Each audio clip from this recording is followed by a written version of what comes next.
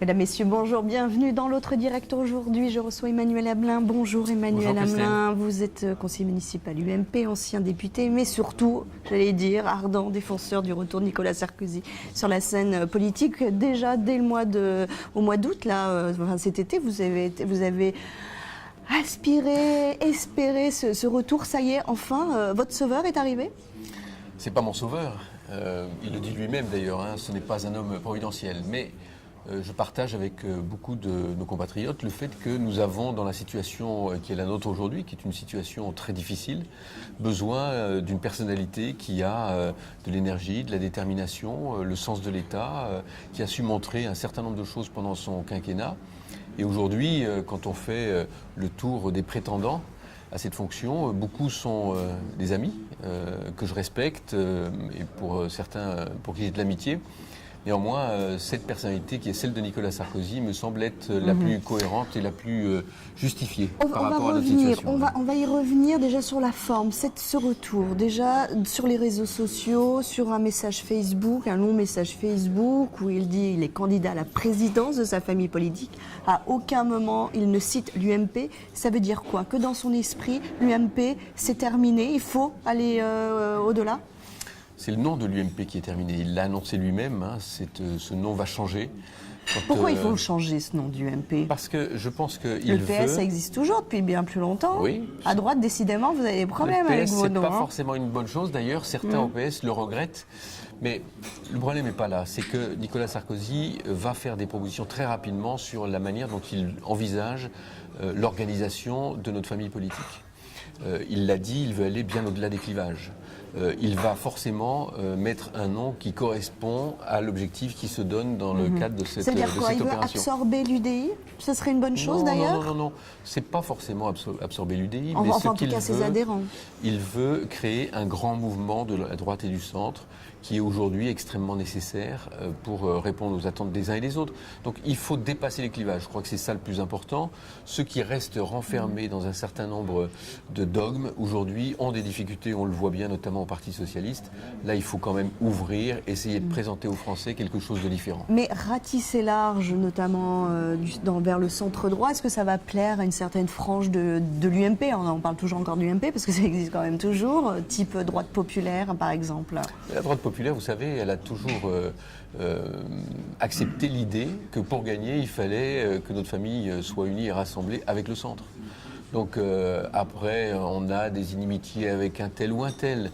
Mais sur le principe, à l'UMP, c'est largement accepté, d'ailleurs défendu par tous ceux qui prétendent à la présidence de l'UMP aujourd'hui. Alors hier, il y a eu cette grande interview, déjà 45 minutes. Vous qui connaissez un peu les médias, l'audiovisuel, est-ce que c'est pas un peu trop d'accorder pour le service public 45 minutes à quelqu'un qui finalement est certes ancien président, mais n'est que candidat à la présidence de l'UMP?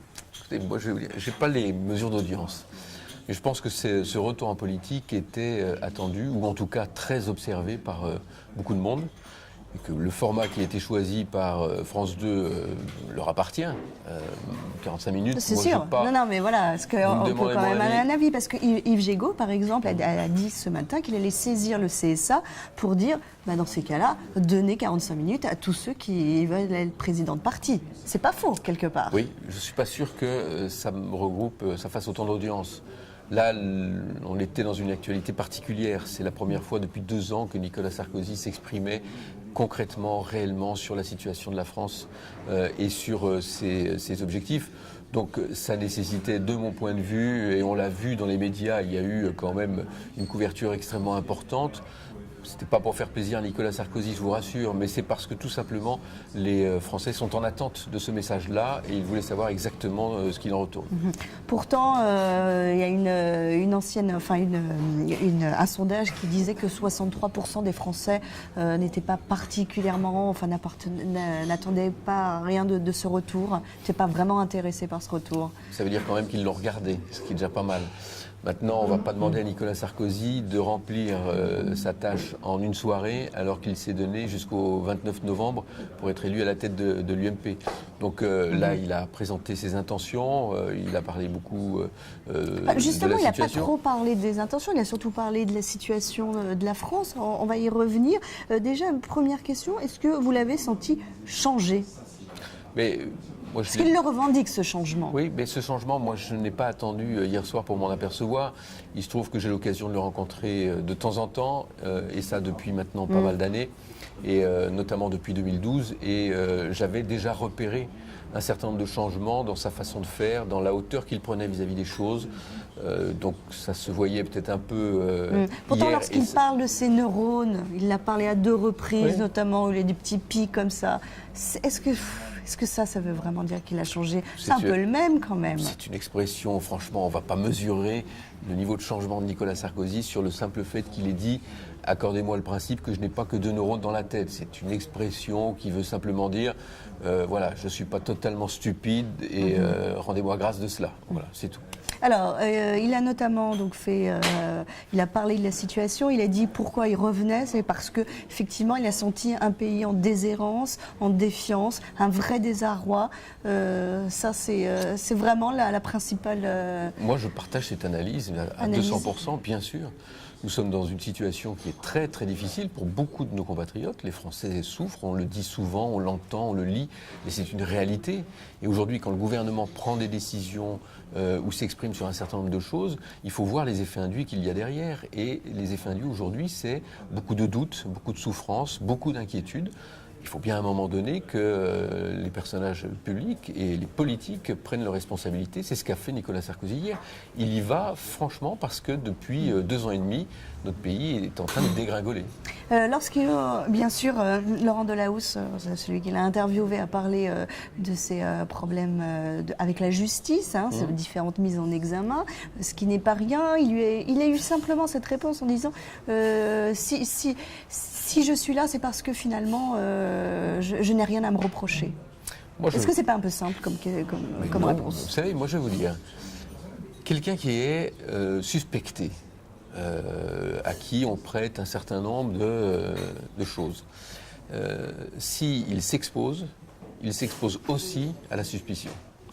Le fait que Nicolas Sarkozy soit sur le devant de la scène aujourd'hui, c'est un risque. C'est un risque dans le cadre des affaires qu'on lui prête. S'il avait voulu se protéger, bien évidemment, il serait resté très discret, essayant de se faire oublier. Et là, je pense que les choses auraient été plus simples. Donc, moi, je fais partie de ceux qui pensent qu'en s'exposant de cette manière-là, il prend un risque, mais il montre aussi qu'il est très serein par rapport aux accusations qu'on lui porte. Il a également parlé de François Hollande. Il a dit qu'il ne voulait pas polémiquer avec lui. Certes, mais enfin, quand on sera un chef de parti, s'il est élu à la présidence de l'UMP, il faudra un petit peu polémiquer avec lui. La polémique, ce n'est pas forcément le bon terme, mais il faudra s'opposer. S'il est élu président de l'UMP, il sera le chef du principal parti d'opposition. Donc, bien évidemment, il s'exprimera. Mais ce que veut dire Nicolas Sarkozy, de ce que j'ai compris, c'est qu'il ne veut pas polémiquer avec les personnes. Il veut rester sur le débat d'idées, sur la confrontation des idées. Je pense que c'est la bonne chose aujourd'hui. Enfin, hier soir, il a parlé de François Hollande sans jamais rentrer vraiment dans l'affrontement, en tout cas pas frontalement. Je pense qu'il a eu raison. Aujourd'hui, les gens attendent autre chose du débat politique et je pense que ce qui est le plus important maintenant, c'est réellement le débat d'idées. Alors, justement, sur les idées, on n'a pas su grand-chose non plus. Bon, alors après, vous allez me dire, c'est peut-être dans un autre temps, je vous l'accorde. En revanche, il a parlé de Schengen, des frontières de Schengen, où il a dit finalement c'était pas possible. Là, il le regrette. Il faudrait revenir là-dessus. C'est pas la première fois qu'il le dit. Je vous rappelle que pendant sa campagne de 2012, il l'avait dit très clairement, il avait d'ailleurs fait des propositions. Il fait un constat, tout simplement, c'est que Schengen aujourd'hui, qui part d'une très bonne idée et d'un bon principe, aujourd'hui montre ses insuffisances, ça ne fonctionne pas bien. Donc il sera très probablement, comme il l'avait été en 2012 d'ailleurs, sur ce sujet-là, force de proposition au niveau européen pour essayer de résoudre le problème de l'immigration incontrôlée dont on souffre beaucoup aujourd'hui, pas simplement en France, hein, mais sur la totalité du territoire européen. Autre chose sur le mariage pour tous, il a une réponse, d'ailleurs à la fin de son interview, une réponse un peu évasive sur les homosexualités contre les familles contre l'homosexualité, enfin les homosexuels. Réponse finalement assez évasive ça veut dire quoi? Il va revenir ou pas sur le mariage pour tous Écoutez, moi j'ai cru comprendre qu'il ne reviendrait pas dessus. Mais c'est mon interprétation. Ce qu'il a voulu dire, à mon avis, c'était le message important, c'est que, alors que le président de la République avait annoncé pendant toute sa campagne qu'il allait apaiser, rassembler les Français, etc., et la première chose qu'il met en place, c'est un projet de loi qui les a, au contraire, fortement et lourdement divisés. Je pense que le message là était fort. Aujourd'hui, effectivement, la loi, elle est passée, on l'a beaucoup combattue. Ce sera difficile de revenir en arrière, mais par contre, il faudra rester très vigilant sur la suite qui a été présentée à certaines reprises par le Parti socialiste, notamment sur la GPA. Dernière chose, Emmanuel Amelin, sur les primaires de l'UMP.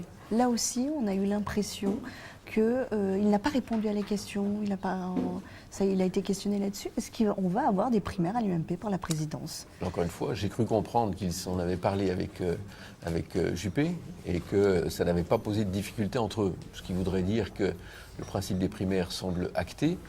Maintenant, de mon point de vue, ce n'est pas forcément la meilleure solution. Je ne suis pas, moi, un fanatique des primaires, qui est un outil... Vous avez déjà perdu, déjà. Enfin, sans parler de ça. Pas tant sur le fait que j'ai perdu les primaires pour les élections municipales de Lyon, mais moi je pense que quand un candidat naturel se dégage, créer les conditions d'un affrontement au sein même de sa famille, ce n'est pas forcément la meilleure chose. Donc finalement, pour vous, pas de primaire avec Nicolas Sarkozy à la présidence la présidence de la République. Je crois qu'il y en aura et je pense qu'il a dit hier qu'il acceptait le principe qu'il y en ait. D'ailleurs, est-ce que finalement, ce sera ma dernière question, parce on dépasse largement le temps, est-ce que c'était une interview de candidat à la présidence de l'UMP ou une interview de candidat à la présidence de la République? Je vous rappelle qu'il n'a pas fait état de sa candidature à la présidence de la République. C'est sous-jacent, on ne va pas faire de la langue de bois, bien évidemment que c'est un passage pour aller jusqu'à la présidence de la République. Mais pour autant, aujourd'hui, la première étape, elle est extrêmement compliquée. Elle va demander beaucoup d'énergie, beaucoup de travail et beaucoup de rassemblement. C'est créer les conditions de la victoire au sein même de notre famille politique. C'est ça l'objectif en premier. Dans le Rhône, deux parlementaires soutiennent ouvertement Nicolas Sarkozy, Georges Fenech et Françoise Grossetête. Et les autres Les autres ont fait des choix différents. Je sais que Philippe Cochet, lui, est sur un devoir de réserve en tant que président de la fédération. Plusieurs candidats s'expriment au sein même de notre famille politique. Il n'a pas souhaité prendre position. Pour ce qui est des autres parlementaires, voilà, chacun va dans l'écurie qui lui semble la bonne. Mais tout ça se passe, je le rassure, de très très bonne manière. Très bien, merci beaucoup Emmanuel Amelin d'avoir été notre invité. On se retrouve dès demain dans l'autre direct.